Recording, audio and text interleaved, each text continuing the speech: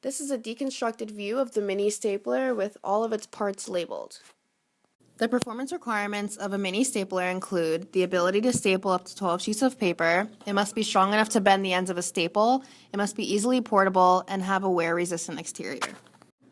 The mini stapler has exactly 8 parts that go into allowing it to function properly, which is much lower than the average stapler that has 13 to 15 parts. There are a minimum number of processes that the stapler takes during fabrication, which include gluing parts down to exterior plastic and joining all metal parts together with 2 rivets. There are only 2 rivets in this mini stapler that are used to fasten and hold the metal pieces together. All the parts in the stapler are self-orienting and do not conflict with which axis they're supposed to be on. The stapler happens to be clear and see-through plastic on the exterior, making all parts visible and accessible.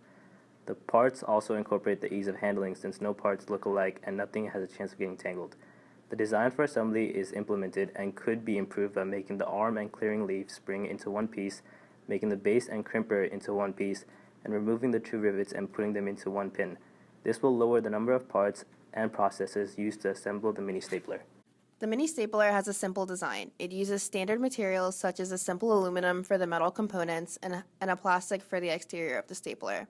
This is a standardized design for staplers only on a smaller scale so as to make it more compact and easily portable.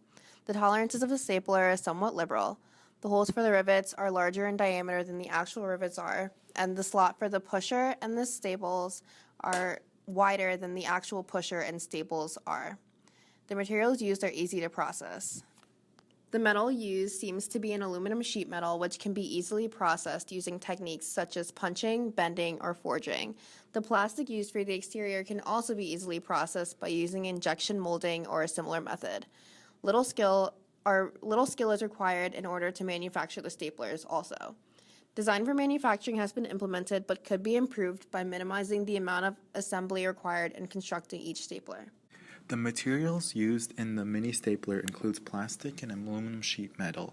The arm and base are made of hard plastic, which makes it resistant to being dropped and resistant to many harmful environments.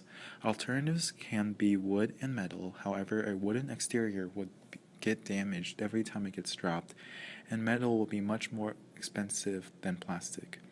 The carrier and crimper are made of aluminum sheet metal because metal has the highest fracture toughness and can withstand a large amount of impact force compared to other material families. Metal is also easily bent into the preferred shape. Aluminum is the preferred choice due to its widespread availability and affordability in comparison to other metals. The plastic arm and base were made using injection molding.